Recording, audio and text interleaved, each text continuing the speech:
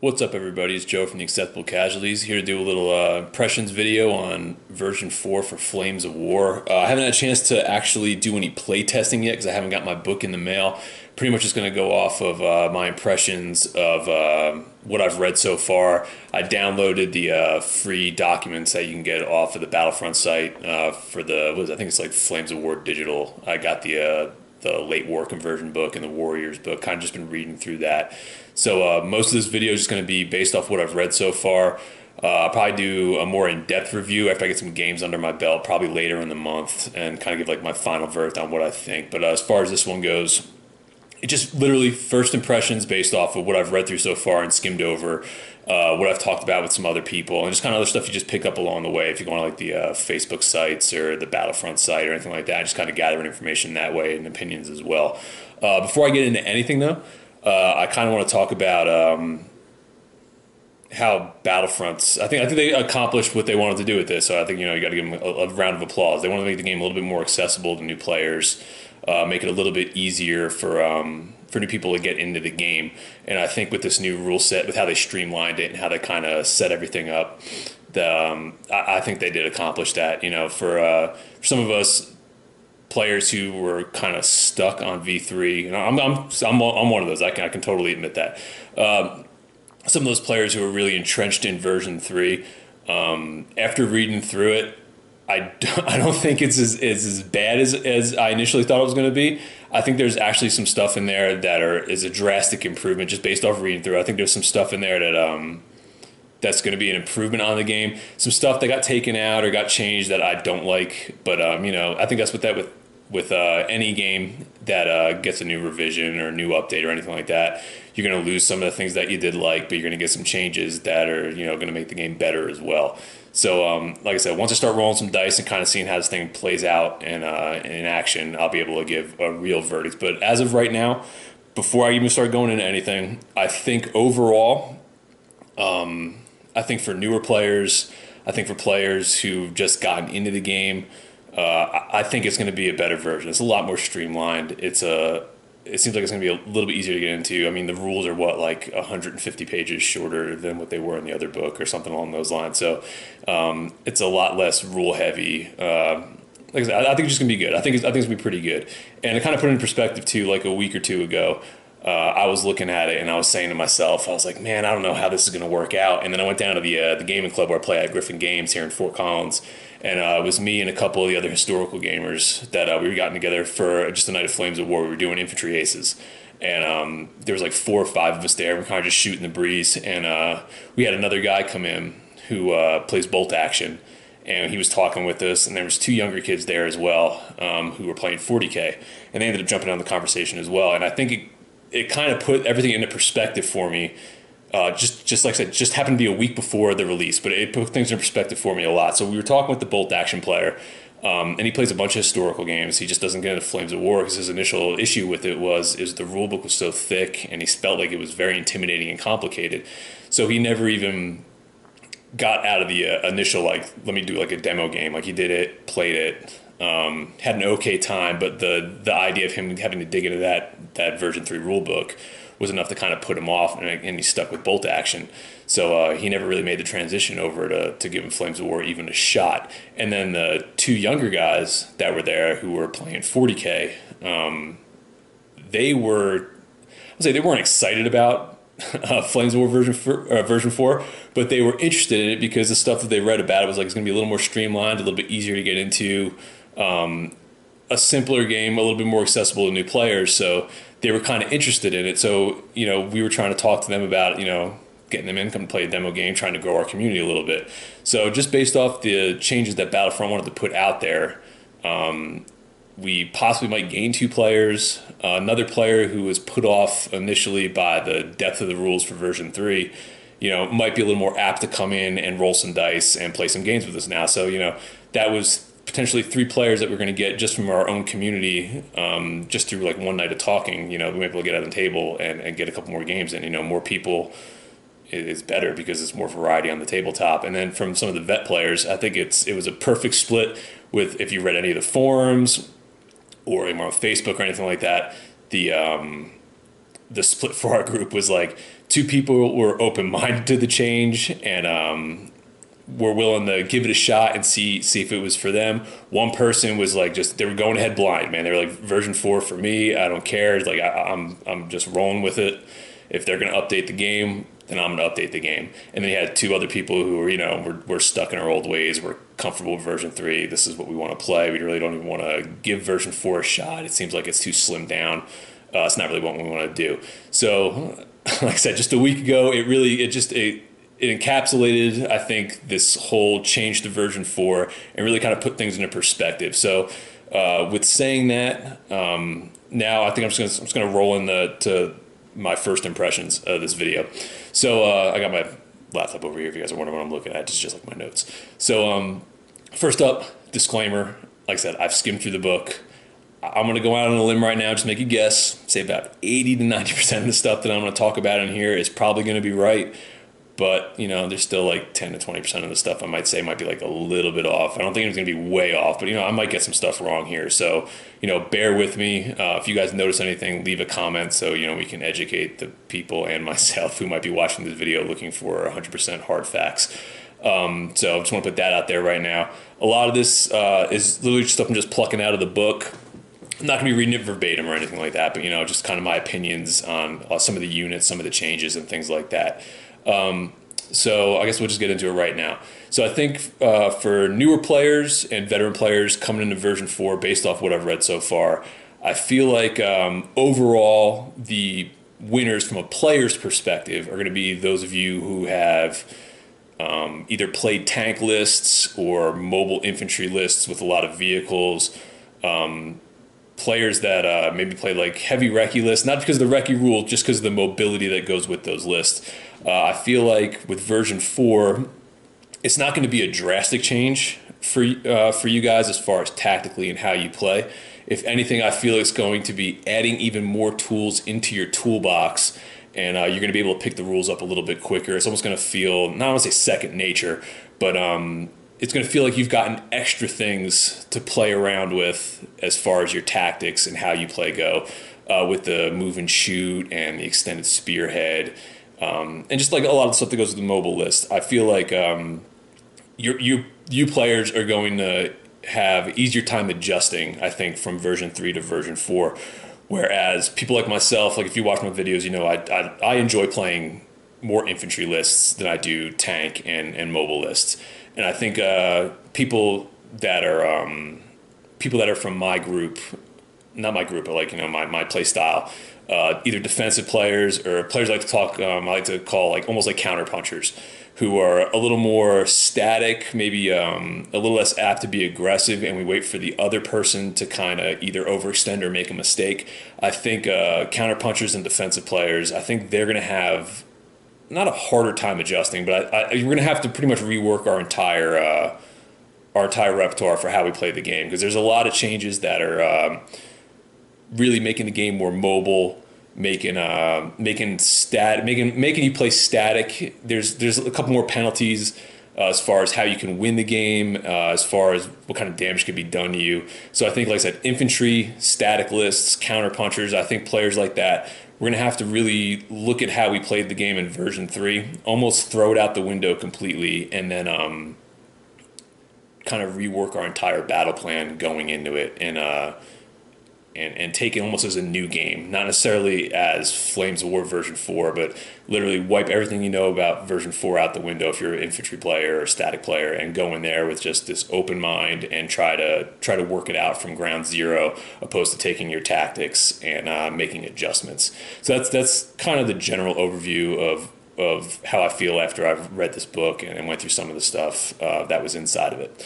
So I guess we'll go on to the units right now, because this is just something I wanted to touch on as well. So I think first off, tanks are going to be the first thing I want to hit on right now. I think overall tanks are winners. I think with this new version, some of the stuff that they've gained and some of the stuff that they lost, I think really put them ahead.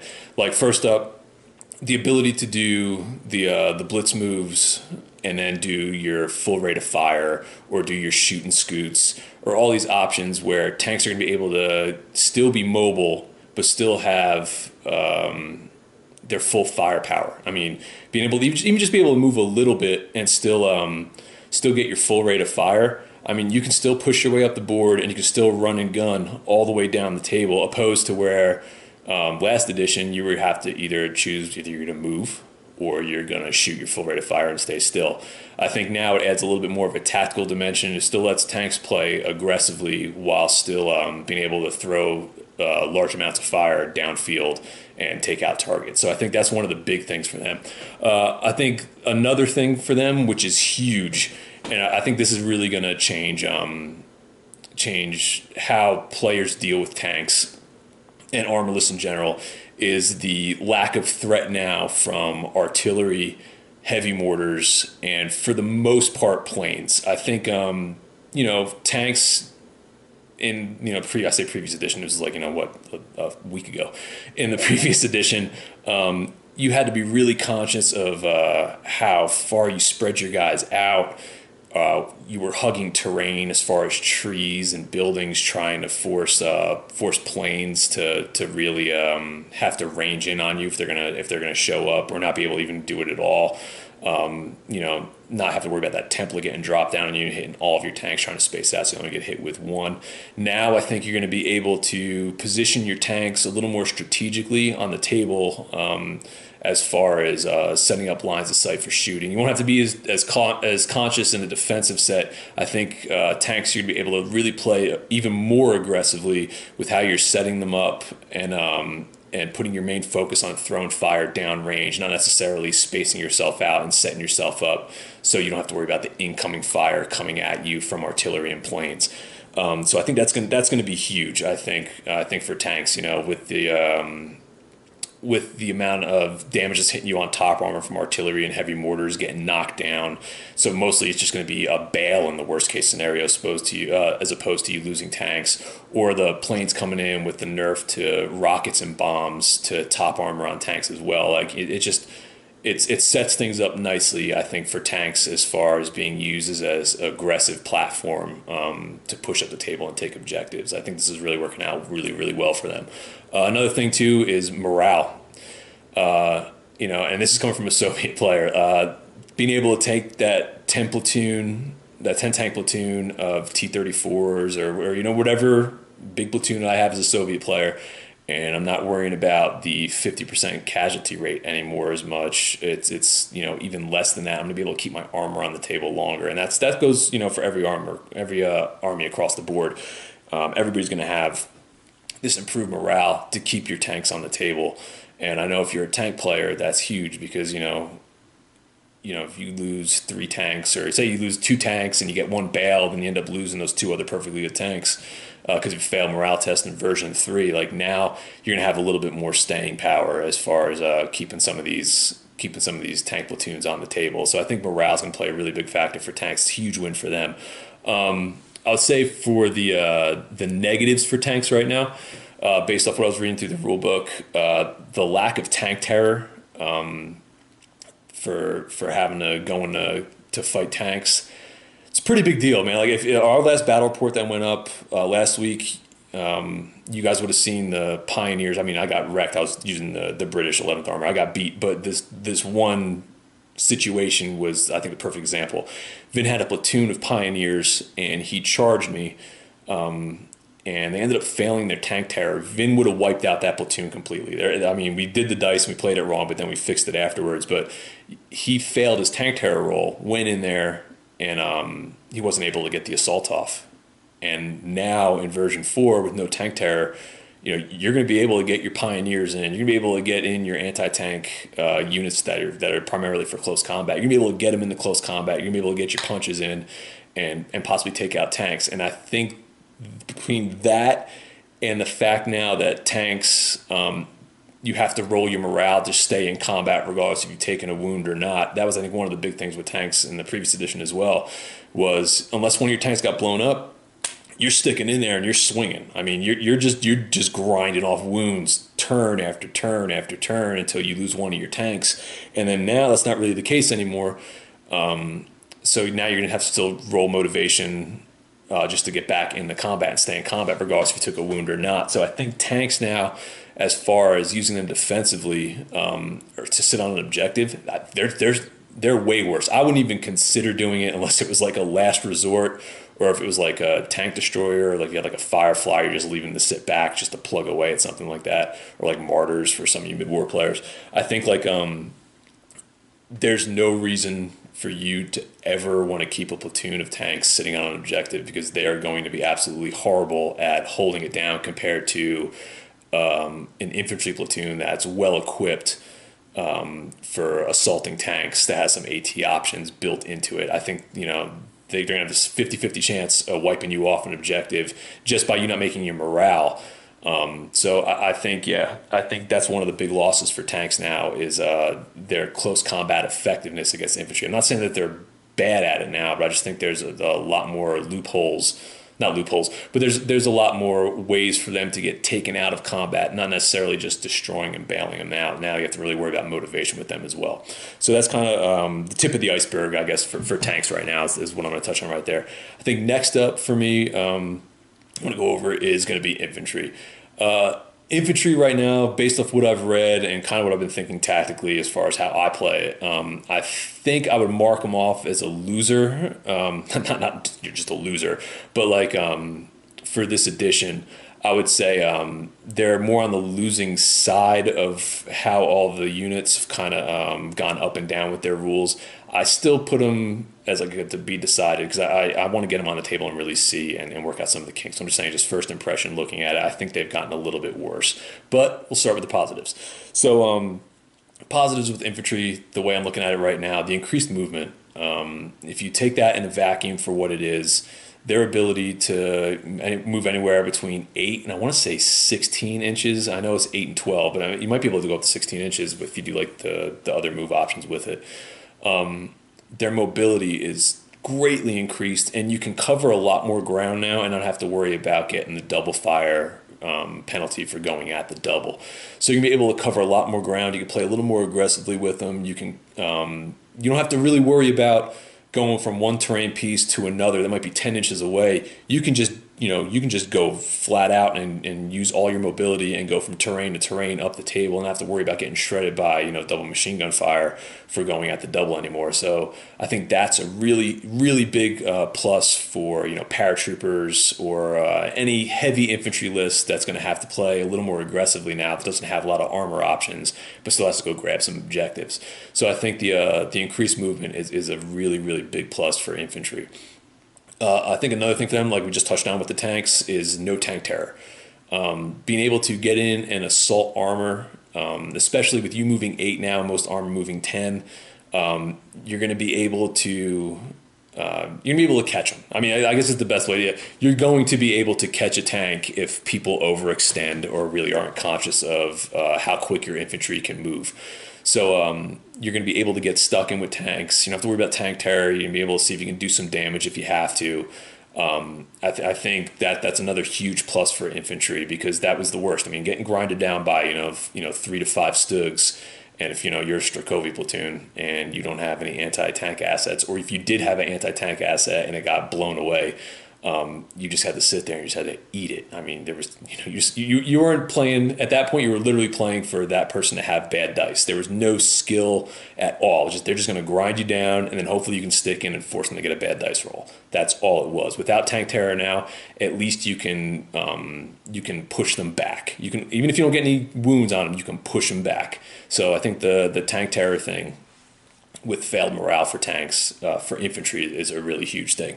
Another thing that I think infantry is a big plus for, and I think for most people, I think this is like an 80% plus, 20% negative, is flamethrowers. The ability to keep your flamethrowers on the table now after you use them once is huge. It's awesome. I always put flamethrowers in all my platoons. That's because Soviets can buy them. So you can pay for them. I think for players that bring Pioneer platoons now, the free upgrade for a flamethrower it's a no-brainer at this point. It used to be like a questionable thing because you use them once, you pull them off the table, that's the end of it. You lose that anti-tank team by doing it. But now, you get that flamethrower. I think there's still a Pioneer, so you still get the anti-tank 3 or 4 or whatever nation that you're playing. So you still have that benefit, plus they're a flamethrower team. So that's pretty huge. I think the for the Soviets, I'm still going to take them, but I don't know if they're going to be as big of a deal as they used to be. Like, don't get me wrong, they used to be awesome. 45 points, you take them in there. You're pinning tanks. You're getting 4 dice to pluck out infantry. Still super good. I think in version 4, and this is from a Soviet perspective, with the ability for the other player to target my flamethrowers, I think for Strakovy blobs, them and the sappers are going to be priority, obviously. And then plucking them out for 45 points, like, you still get the auto pin, but, if you're going in against infantry, you're going to need most likely 5s or 6s if you're going against a dug-in infantry platoon, because now you're rolling to hit. It's not a skill test. So you're not going to be hitting as often, most likely, if you're going against infantry. So you're not going to be hitting as often, most likely. You're still throwing the 4 dice. They're not auto-killed anymore. Now they're just, they have the opportunity to re-roll. They have to re-roll a successful save. And then you have the 1-up firepower, I think is how it works. So they're still going to be pretty devastating to infantry, but I don't think they're going to be nearly as devastating as they used to be as far as that first initial hit. Same thing against tanks. I think it's just a wash. But their staying power to be able to stay on the table for flamethrowers, I think that's a huge plus. I think it's a slight negative because I think, for Soviet players or anybody that could buy a flamethrower platoon, what you get for your points is slightly less, I feel, but I still think they're an extremely viable unit and still a very good unit. I think if you're on Pioneers, just taking the free upgrade at this point, I think it's a no-brainer. I mean, if you don't take a flamethrower with the free upgrade, I think you're going to be doing yourself a disservice because they're not going off the table anymore. You just get a base with a flamethrower. It's pretty awesome. So those are the pluses I'm looking at for infantry. The negatives right now, to stay on the close combat theme, I think the anti-tank in close combat with Fausts and bazookas and the small base teams, you used to be able to really rely on those guys to get your shots off against tanks and really make them feel like a threat. But now small bases have that +1 penalty when you're in close combat. So your Panzerfaust teams, your bazooka teams, all that, they're not going to be hitting as much in close combat, especially if you're using a trained army. You're going to be hitting on like 5s. So it's not very reliable at all. So that's not a good thing, I think, as far as being able to take out tanks in close combat. That was one of the reliable pieces that you had in your army if you were playing, Germans, Americans, Brits with the Piats or anything like that. Soviets really doesn't matter as much, but for those other nations, with the smaller platoons, that one piece of anti-tank right there, like that was huge. Like that was, because if you're relying on 6 bases in close combat, you're going to get grinded down by tanks. You're not going to beat a 3 to 5 tank platoon with just 6 guys, 6 regular infantrymen. You really relied heavily on that Faust or that bazooka. So I think it's not a huge minus, but it's a pretty big minus as far as being able to deal with tanks in close combat. I know it's balanced out by the morale, but I'd rather blow up a tank than just push them back. So I think that's a negative. The big negative is for infantry having to deal with templates from planes and artillery. It's if you're a defensive player or you have your infantry stuck on an objective because you want to defend with them, or if you're not playing very mobile with them and somebody gets 2 turns hitting that template on you, you are going to lose bases. Soviets, not that big of a deal. Yeah, we're going to be bunched up more now because of the whole command rating thing, the whole command range thing. So you're going to be a little bit tighter to stay in good spirits, if I've read that right. So Soviets, we're still going to get a lot of guys under the template. It's going to suck, but we have enough of bodies to where we can take damage for a long enough time over the course of a game, and it's not really going to affect us as much with morale and just everything that the Soviets have to kind of counteract that stuff. For, say, smaller platoon sizes, for we'll say like Germans or just whatever, like the 6 to 9 base platoons. Not counting the command teams, but guys in that range, if you're staying dug in and somebody's hitting you with mortars or artillery, or the planes are coming in and dropping bombs on you, like whatever is happening at that point, things are not going to be good with you if you're playing static. Like you have to move constantly, and by moving, you're losing your dug in. You're not able to go to ground, so you're going to be an easier target. So I feel like that's really going to hammer smaller infantry platoons. I don't want to say it's going to make them ineffective, but I think for a smaller infantry platoon to be able to push across the table, you're really going to have to push. There's going to be no turns where you're going to be able to like sit there and kind of wait to see what happens. You're going to constantly have to be moving or really be conscious of keeping artillery and mortars pinned on the other side of the table so you're not getting shellacked as you're pushing up the table. So I think it's a pretty big negative, but I think there's some workarounds as far as you supporting them properly. But the problem is if you're dumping too many support assets into keeping a 6 to 9 man platoon safe as they march up the table, you're going to have a lot of holes with the rest of your attack plan just to keep your small infantry platoons safe and aggressive. So, well, they play aggressive.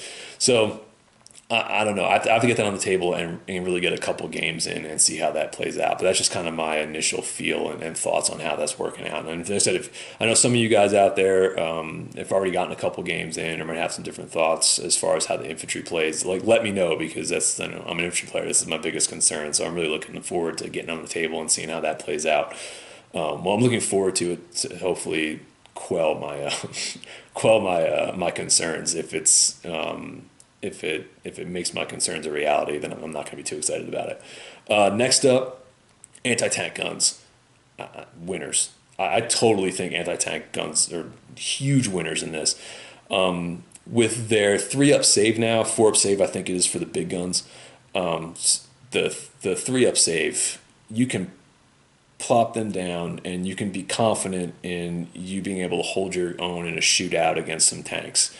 Whereas before you had that 5-up save, it was you were playing the distance game, being concealed when you're dug in outside of 16, and you're just kind of hoping to be able to pluck a couple tanks off at long distance because they're gonna have a hard time hitting you. You're gonna have a hard time hitting them. It's literally who's gonna get the best dice on the best dice on the offensive end was kind of what you got out of those confrontations. Now with that 3-up save, I don't know, man.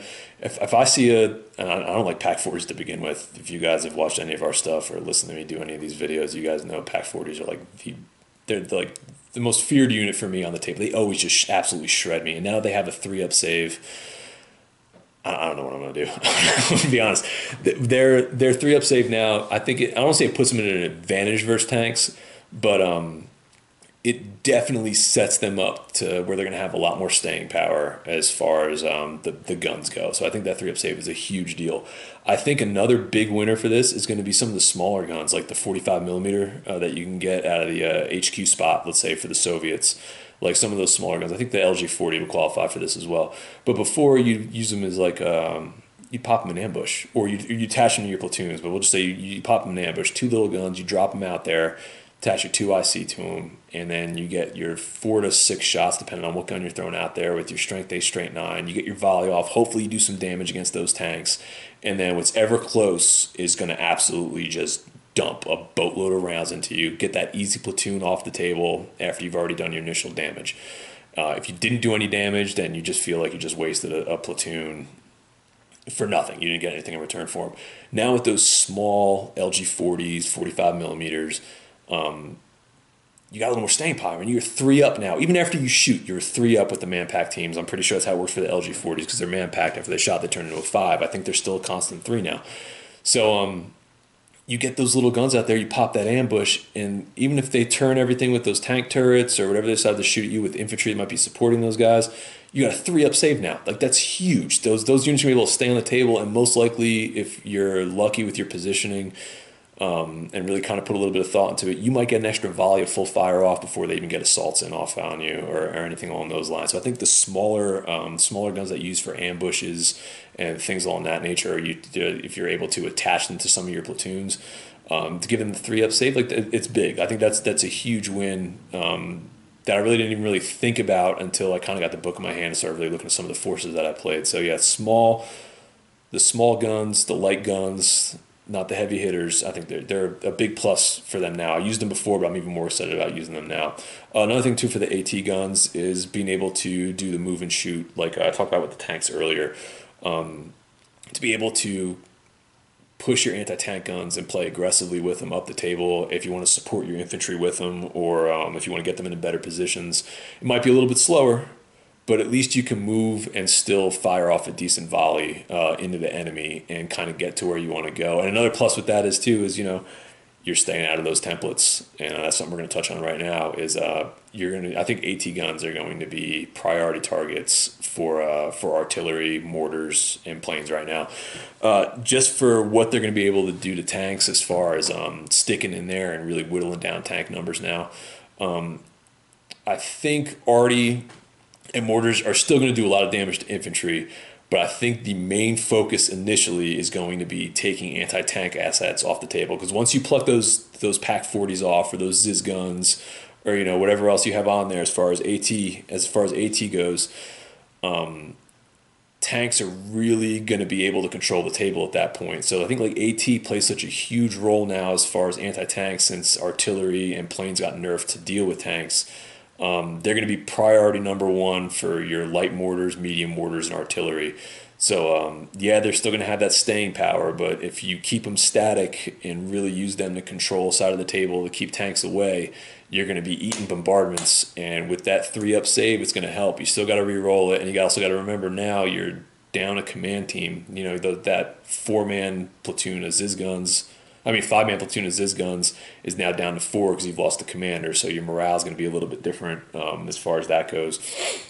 So, I think that's the one big negative for the AT guns, and it's not even a negative because anything changed for them. I just think they've raised up so much as far as what their main focus is going to be now is like a serious threat to tanks, opposed to they were a serious threat, but now they have staying power. I just feel like with them being a new priority target, you're going to see people. I think you're going to have to take either a larger unit of anti-tank. I don't think you'll be able to get away with like 2 Pac 40s anymore or anything like that. You might have to go full platoons, or even think of bringing 2 platoons of anti-tank just to be on the safe side. Because if you have one and they get wiped out, you're going to be in, I don't want to say bad shape, but if somebody has enough of tank platoons on the table, you're not going to have enough there to really stop it and deal with it. So I don't know. That's what I think about AT guns right now. Let me get a sip of water here for a second. Excuse me. Next up on the list, I was looking at artillery and mortars. I think this one's going to be a mixed bag. I think there's some things that are going to be really good about it, and some things that aren't going to be so good. First and foremost is their ability now to dig out troops. We've touched on it a bunch of times. What they were able to do in version 3, you could shoot them at infantry, but if you had a juicier target there, like tanks or half tracks or something like that, or whatever wasn't infantry, you were going to shoot at that, because you can blow stuff. You could blow stuff up. Infantry still had the 3-up save, still had to dig them out.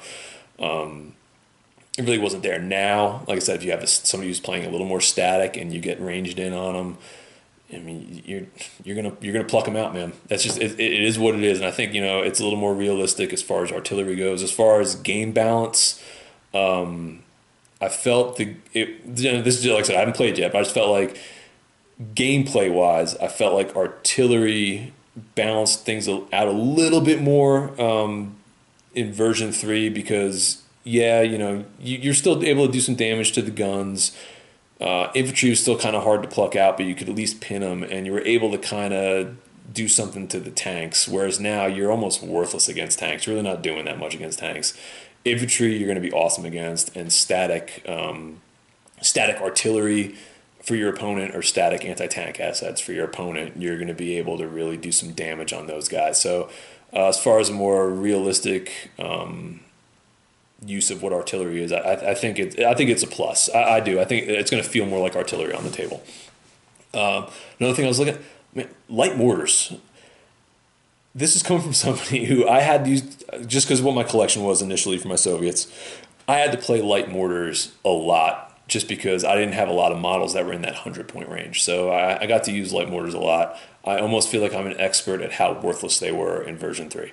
They were just terrible, man. You have a 2-up anti-tank, you have the 2 anti-tank, 6-up firepower. The range was crap. You couldn't dig anybody out. You couldn't blow anything up. You couldn't even, with Soviets, couldn't even smoke. You couldn't even smoke anybody. You literally I had to pay 115 points for a unit that might pin another unit. That's all they were good for. Sit them on an objective and hope you can pin something. It was the most worthless, boring unit I've ever played since I've been playing Flames of War. They're absolutely terrible. Now, kind of digging the light mortars, I'm not going to lie. Even for Soviets. With their ability now to range in and be able to pluck out infantry, the increased firepower. So if you get it ranged in and you actually do some damage, you're gonna even at the initial drop of that template, you're gonna get the increased firepower. You're gonna be able to pluck some stuff out. And now that 100 points, whatever you're paying for those light mortars, even for Soviets without the smoke, they're viable. They may not be the best thing, but a small unit is going to be viable, and it's going to be a unit that your opponent's going to have to, I don't want to say keep in check, because there's going to be other stuff that you're not going to worry about opposed to light mortars. So they're going to be able to do a little bit early on in that game if they go unchecked. So I think light mortars, they're a huge plus for what they've become opposed to what they were and what they cost now and what you get. You get a much more well-rounded unit. For the negatives, for artilleries and mortars, just touched on it, damaging tanks, you just throw it out the window. I would only attempt to do it as a last-second desperation move. I don't think there's really any reason for you to make priority number one is to drop a template on tanks anymore. It just doesn't make sense unless it's something that absolutely has to happen. So that's I think a big minus for what they used to be to what they are now. It's something that they're not able to do anymore. Another thing too, and I think this is more of a tactical change than anything else, but the limit to the one smoke bombardment. I always felt that was a great tool when you're facing down these heavy hitting tanks to be able to drop smoke, and force them to move so they had to get outside of that 16-inch bubble since they were shooting through smoke because of their visibility. It made the opponent stay mobile. It kept your guys a little bit safer. It was a really, really good tool. Now, the way smoke bombardment works, you only get one, I believe, is how I read it. You only get one bombardment per unit. You don't get the 16-inch visibility thing anymore. Now it's just a +1 stack on top of your concealment. So you're going to be harder to hit, which is nice, but they can still hit you. So I think with the smoke bombardment for artillery, from what it was to what it is, I would say it's a negative. And I mean, another plus to the smoke bombardment, you only get one of them, so you really have to think about how you use it, is you can place it anywhere on the table. So, you might be able to drop a smoke template in a certain place where you might be able to get concealment from multiple units shooting at you. So there are some pluses to the way smoke works now, but since it's only one bombardment per unit that can fire bombardment smoke, I think it's more of a negative compared to what it used to be, because you used to be able to use some of your light mortar units, or and even if your artillery you didn't have a decent shot, you were able to turn to your smoke bombardment and use it in a tactical sense, to either protect your troops or use it for offensive. I feel like now with that smoke bombardment, you're going to have to use it. So I think 75% of the time, I'm just throwing a statistic out there, we'll say 75% of the time, I think it's going to be better used for you setting up assaults now. I feel like it's going to be better for you making aggressive pushes, using it to help conceal your troops, whether you're using them going into an assault or you're positioning them to get into an assault in a turn, and kind of trying to keep the casualty numbers down by using that smoke screen. But you only get it once, so you got to be smart about it. Another downside for artillery is the actual effects of artillery and mortars being used on them. Heavy mortars, heavy artillery, most mortar teams, they're going to stay static. You're not going to be moving with them. So when you're getting return fire from artillery and mortars, you're going to be getting shredded because you're going to have to roll in your saves. Yeah, you're going to be having a 3-up, and I think it's a 4-up for the heavy teams. I'm pretty sure that's how it works. So it's 3-up for most teams, 4-up save for the heavy teams. And then you're going to have to reroll successes. So I wouldn't be surprised if early on in games, you're going to see artillery and mortars kind of going back and forth at each other, trying to do damage, get guys down to maybe like 1 or 2 bases. So they have to reroll their successes, and really make an issue out of that, and then try to win the long range game, and then focus down on the other person's army once the other person's at a disadvantage. Or you might start seeing some more people taking 2 or 3 units that can drop templates so they can maybe focus a couple on another person's artillery and keep them occupied with pinning or plucking them out, and then they can have that extra asset there to really work on doing some damage on the other person's anti-tank or infantry, depending on what they have in the list. So as good as artillery is going to be at digging out anti-tank and digging out infantry and digging out artillery, they're also going to be a little bit more susceptible to that incoming artillery fire as well. So I'm really curious to see how that dynamic is going to play out on the table. If you're just going to have a battle going on in the middle and just artillery flying back and forth at each other, or if that artillery is going to stay disciplined and really be used to support the other troops as they're moving and fighting on the table. So I'm curious to see how the tactic works out, not just here, but just in the general community as well. So that's kind of what I was thinking for artillery and mortars. Last but not least, as far as the units go, planes. Planes, I feel like it's a mixed bag, and I think it really all depends on what plane that you're putting on the table right now. So first thing I want to touch on is the reserve roll system. So it used to be for priority limited sporadic, you get a dice pool and you get to roll. Now you just get a 4-up on the table. Initially I looked at this and I was like, like that 4-up's 50-50 coming in every turn. Not too excited about it because I'm not going to be able to get my plane on. As I feel like I'm not going to be able to get my plane on as often early in the game.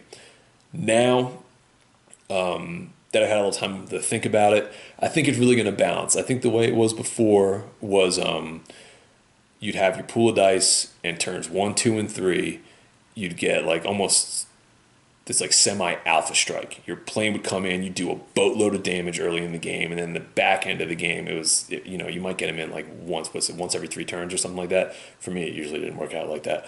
But on the back end of the game, you're not going to see your plane. It's just not going to come in. I mean, it's 5-up most of the time. You're not that lucky to get them on. So it was all about the beginning of the game. Whereas now with that 4-up, I feel like you're still going to see the plane as much. It's just going to be a little more balanced as far as you seeing them early, mid, and late game. So I think the planes will be there as much. It'll just be kind of spread out a little bit more. So that's kind of like a wash. Another big thing now, no penalty for the templates. So whether you're bringing in sporadic, limited, or priority, there's no more reroll. There's no more reroll for successes. You're not getting rerolls for having 3 planes or whatever it's going to be. The template, what's under the template, and that's just, it is what it is. And it's kind of nice like that. I kind of like that. And another thing I kind of like with the planes too is now for their cannons, you're rolling 2 dice per plane. So even if you only get like 1 tank under the template or whatever you're shooting at, if you're using the cannons to shoot, you can kind of spread those wounds out. Now you get 4 shots at that platoon, so your chances of doing damage with the cannons against certain targets is it's kind of spread out a little bit more. So the template isn't as big of a deal as it used to be. Another big thing for the planes, it's a 3-up save against anti-air. I mean, it used to be if you just got hit, went right to firepower, and you're just plucking planes off. Now you at least got a 3+ save to keep your guys on the table and let them complete their run. So I think that's pretty huge. It's a really big deal. So they have to roll to hit you. You get your 3-up save, and they got to pluck you out with the firepower. So staying power is going to be if the plane comes on the table, it's going to be a lot harder for you to pluck them off. So that's a huge thing, especially for Soviets, man. IL-2. IL-2 is huge now. With the nerf to the rockets and bombs, having that strength 9 or strength 12 cannon, depending on which one you take, what that's able to do now makes the IL-2, it makes their point cost. You used to look at it and be like, I don't even know if I want to spend this many points. Now you look at it and you're saying to yourself, based on what you get out of air power across the game, the IL-2 I feel is like the premier plane to take right now, because the bombs and rockets, you're going to be able to dig out infantry, artillery. You're going to be able to still do all the things that you need to do with the template. And the cannon, it's your only serious option against tanks for all planes. But the IL-2's options, with the strength of those guns, it makes it a tank killer. And I think that's one of the few planes you're going to be able to put on the table to where you're going to be able to pretty much do whatever you want based on what kind of weapons that they have in their arsenal. So I think the IL-2 is a huge winner as far as the planes go. And another thing I was looking at too is I think limited air support is going to be king now. You used to really, priority was huge. If you really wanted to just have that plane come in and just torture somebody for 5 turns with 7 dice. Now I feel like with it just being the 4 up, you getting the 2 planes on the table. You're going to be able to get 4 cannon shots off, as long as they don't get blown up. You're going to get four shots off. No penalty to templates anymore. You don't have to roll to see how many planes go into the template. So I think bang for your buck, limited. I think limited air support is really, really, really good compared to sporadic and compared to priority. I think limited is really going to be the sweet spot for what you do with your planes. The negatives, I think, for them right now, like I said, rockets and bombs nerfed. I mean, you can ask Vin, who I play all the time. There was nothing more frustrating for Vin, which was pure enjoyment for me, was flying over and dropping a bomb or a rocket barrage on top of some tigers and being able to just smoke them. Like it happened more often than not. It was huge. Now that the rockets and bombs have kind of been nerfed and their anti-tank abilities really are almost, I won't say non-existent, but they're pretty close to non-existent as far as what they were. It takes a big weapon out of a lot of people's arsenals. And a prime example is like most allied planes. A lot of them, you would use the rockets and bombs to kind of deal with some of the big cats because the cannons on most of those planes wasn't sufficient to do anything. You'd have to bomb or rocket them, and then now you really don't have that option. So I think the rocket and bomb nerf is gonna take some of the lesser planes off the table. Like even I have a Typhoon for my Brits. Now without having the Typhoon with the viable rocket option and just the cannon, which is okay. Cannon's not bad. It's a strength 8 cannon, I think. But it's not that great. And then I'd think twice about putting an allied plane. Most of the allied planes on my list right now, unless I kind of knew ahead of time the guy I was going to be playing wasn't going to be bringing a lot of big cats on the table. If he's playing a big cat list, you might as well just keep that plane on the shelf for the most part because you're really not going to be able to get anything out of it. You have to be able to kind of focus on maybe some support units, but at that point, what you're spending on points, I don't know if you're going to be getting that back without being able to take out tanks. I just think there's so many other things out there right now that take out infantry better than planes do, and they're going to be on the table every turn, and they're going to be able to do it a little bit better than a plane. So I don't know, like some of the mid-grade planes, I just don't see them being as viable anymore. Another thing for the planes is, I think I read this right, and I'm almost positive I read it right, was based on what you spend for sporadic, you get 1 plane, limited, you get 2 planes, priority, you get 3 planes. Once they get shot down, that's it. Like, you don't get any more planes. So if you buy sporadic and he flies on, anti-air takes him out, that's it. Plane's gone. You don't get any more air. For planes that don't have flying tanks, even though you have that 3-up save, going against 2-centimeter guns, flak reelings, like all that kind of stuff, or flying against Bofors or just some examples, the amount of fire they're going to be able to throw at you if you're and if they just get regular firepower tests, even though the range for anti-air is down a little bit, they don't get that +8 anymore. It's just whatever the gun is. If you fly into that zone, I think most planes are going to get shredded really early on. They're going to have limited options as far as what they're going to be able to pick out if you don't have flying tank. You're not going to be able to play as aggressively with your planes anymore. So, if you do take that chance and they get shot down, you might just burn 150 to 200 points on something that's not coming back on the table because it's been blown up. That's the end of it. And that's a unit that's 200 points that you're spending for that isn't consistently coming back on the table either. So, because it's a 4-up dice roll. So it's a risk to begin with because you don't know what you're getting out of it. It's such a random thing. And then now, once it's shot down, it's gone. Like, that's it. You don't get it back anymore. So that's like a double risk. So I feel like flying tank, huge. Having flying tank is huge. Having just a regular plane, it's risky, man. I just think it's really risky, and I don't know. I don't know how viable they're going to be on the table because it's just now you're going to have to really focus your mortars and your artillery on taking out anti-air. It's another thing for them to have to worry about to kind of make your planes safe. So, it's see how it plays out. Not too high on planes that don't have the flying tank skill. I just don't think they're going to be able to stick around as much. So that's kind of what I was thinking about for the units from top to bottom. I mean, there's some more, but this is kind of just like the core stuff. Another thing that I want to touch on, national rules and warrior teams. I read through this a little bit. There's some pluses and minuses. For me, it's more of a negative, and I guess it starts with the national rules. And I've hit on this before on some of the forums and stuff like that. I don't want to sound like I'm harping on it, but when I play against Germans or you play against Soviets, you play against, Americans or Brits, everybody had their own rules that made those forces feel even more different than the army that they're playing against. Everybody had their own flavor. Everybody had their own little specialty things that kind of went with it.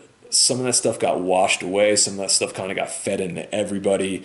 There's still some little personality there, but it definitely feels like it's a lot more watered down than what it was. Part of it is makes sense for a balance issue, to kind of give some other people these rules or kind of just make it easier, more streamlined, so you don't have to dig through the rule book as much anymore. Like, I get that. Or for new players coming in, it's one less thing for them to have to figure out when they're playing. So I understand why. But like I said, for me, it's more of a bummer. I really liked, for Soviets having the quantity its own quality. Like, that's been changed a little bit.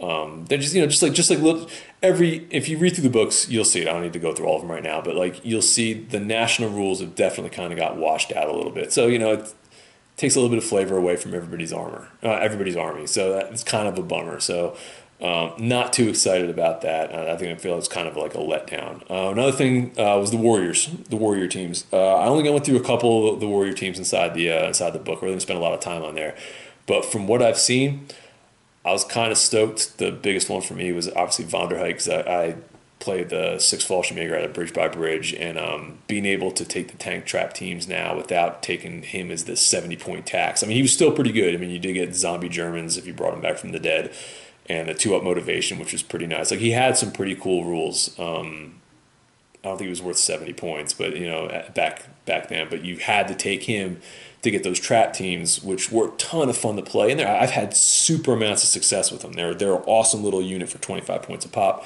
Now you can just add them into the list, 25 points. You don't need to take Von der Heide with your list to get them now. So I got to go through that warrior book a little bit more. I feel like from what I've heard, I can't remember off the top of my head, but there's been a lot of like little subtle changes to a lot of warriors like that, as far as what they're able to do, what they can't do anymore. Some of the little changes as far as, that like I said, the trap teams. So I got to read through it again and check it out. But I really think I'm going to be really excited to be able to take trap teams now without Von der Heide. It's going to be pretty cool. So yeah, kind of looking forward to see how that plays out. I guess overall, the feel of the game right now, based off what I read, compared to what it's going to be, I think with the changes, I think it's going to be a positive change. I really do. People seem to be like genuinely excited about it. I've only been playing Flames of War, not that long. I've been playing for like a year and a half since I've picked up the rule book last year. Well, actually a year and a half ago. Since I picked up the rule book. Started playing open fire and then built my armies from there with Vin. I spent a year and a half really trying to get into the game. I really enjoyed the depth of the rules and the tactical options and everything that went with it. Like, for me, just right now, I really feel like I just started getting like super comfortable and really getting into the meat of what version 3 was, and now version 4 has dropped. Based off what I've seen out of version 4, it's still going to be Flames of War, but it's going to be slightly different. And I think it's going to be, like I said, a little more accessible for new players. Veteran players, I don't think you should go into it from, trying to make a transition from V3 to V4. I almost say just cut it off, cut version 3 off completely if you're making the move to version 4, and learn the game from ground zero going up, because it's changed tactically The units have changed how you use them. It's a new version of Flames of War, but based off what I've read and what I've talked to people about, it still feels like Flames of War. It's just a different iteration of what it is. So I am excited to get in there and get to roll some dice and kind of check it out and see what it's all about. I'm kind of aggravated because I just started getting comfortable with version 3, but at the same time, when we put this channel together and everything we've been doing with it, one of the mission statements I had initially when I started it up was not just to put content out there and talk with everybody, which is awesome, but I wanted to have a community-driven channel, and one of the things with that is moving along with the community. And right now, the community, a majority of it seems like they're really excited about version 4 with all the new blood coming in, the established community looking forward to move into version 4. Everybody seems like they're really excited about moving in that direction. So I'm gonna do the same thing. I'm gonna go in with an open mind. I'm gonna learn that version, and I'm gonna make the best of it. And I think going into it with that mindset, it is going to be a good game. And for some of us out there who might be like have our boots stuck in version 3 and don't want to move, give version 4 a shot, man. I mean, you're going to be able to bring in new players. There's new blood coming into the community. So, you want to be as welcoming with it. You don't want to have somebody come in and be like, hey, I'm here to try version 4. And you're like, I just play version 3. Like, don't give it a chance, man. You might end up liking it. You might even end up liking it to the point where you might want to make the switch to version 4. Or maybe you like it enough to where, you might tolerate playing version 4 if it means you get in an extra game. But I think it's definitely worth trying out for some of those who are stuck in version 3, and for some of those that are willing to make the leap to version 4 and the new players. I think it's going to be a good game. After reading through it, a lot of the concerns I had after just briefly going through the rule book are kind of starting to get washed aside. Like I said, there's some changes that I don't like, but there's some changes that I do like, and I still think it's going to be a good game. So I am excited to try it. But that's kind of all I'm going to get into right now. I've kind of been going for a while here, so sorry if you had stuff that you wanted to do and didn't want to listen to me ramble for the past hour. But yeah, it's kind of my first impression on version 4. After I get some games in, I'll probably do another one of these videos for like my final ruling as far as what I really think of it. It probably won't be as in depth as this. It'll probably be a little bit less. But so I won't know until I probably get like a month or two under my belt and really get a chance to roll some dice and kind of try to find like the quirks of the game and how things have been reworked. And we'll do that. And as far as version 4 battle reports, this is going to go up Tuesday morning. I think I'll probably end up putting this up Tuesday morning. It's Monday night right now, so I'll probably do it tomorrow. Vin usually stops by and plays on Tuesday night. So I don't think he's ready for version 4 yet. I don't think he's had a chance to really look over anything. So we'll probably do one more version 3 battle report on Wednesday. And then I'm hoping by next Wednesday, which is, where's my calendar? I think it's like the 22nd of March. That'll probably be our first version 4 battle report. And if I get a chance, maybe I'll try to put out like 2 on that Wednesday to try to get a little bit more out there.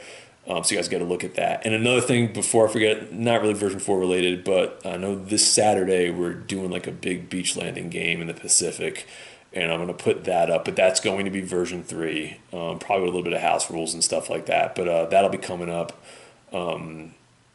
I might just put it up next Friday, to be honest with you. It just depends on what I have lined up. I really want to get some version 4 battle reports up, so I might just add that one in to the rotation as an extra.